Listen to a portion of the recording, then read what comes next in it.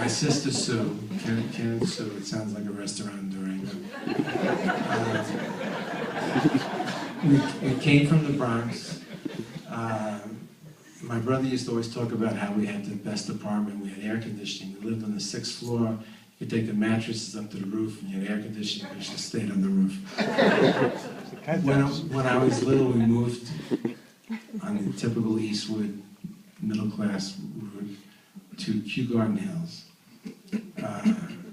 But we kept our relationships with the Bronx, because all our relatives, our grandmothers, grandfather, aunts, uncles, and cousins all stayed in the Bronx.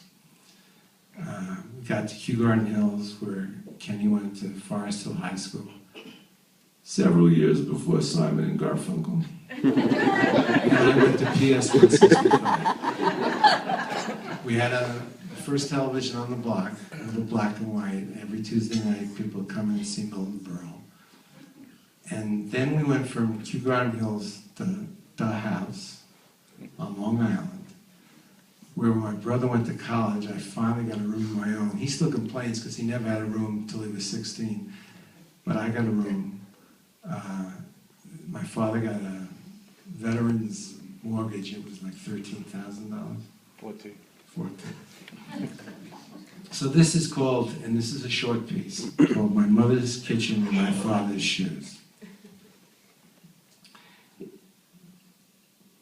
It was so small that the kitchen table had to fold into the wall so you could walk through it. But my mother's kitchen reverberated with generations of warmth. Her culinary skills were limited, even challenged. But it did not matter to us, Ken, Sue, and me.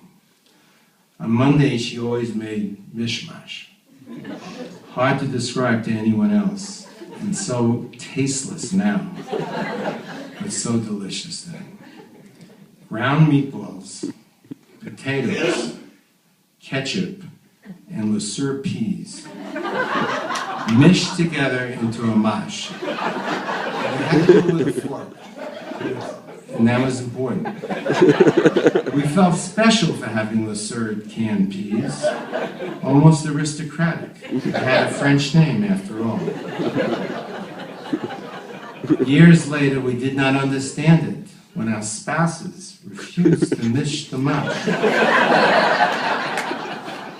but dutifully ate the meatballs, potatoes, and peas separately, too politely.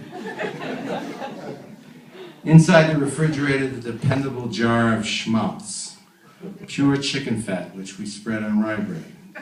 We might as well have injected it directly into our left-handed coronary. That's why the men of our family didn't live so long. And always you felt the presence of my grandmother, physically and spiritually. The separate dairy dishes for Bubby, the Shabbos candlesticks. Friday night, when my mother covered her eyes, waved off the secular world, and blessed us all, the matriarchal world of Judaism. Diametrically opposed, or at least separate, were my father's shoes, always shined and ready to go to work, to Macy's on 34th Street. The practical, dependable, and obligatory part of life. The had to, need to, must go to work.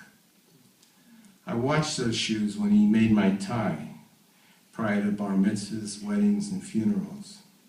He struggled with it, making my tie, as I looked down at his shoes, lace black wingtips and polished, his breath on my head, ashes from his Winston cigarette falling by my face.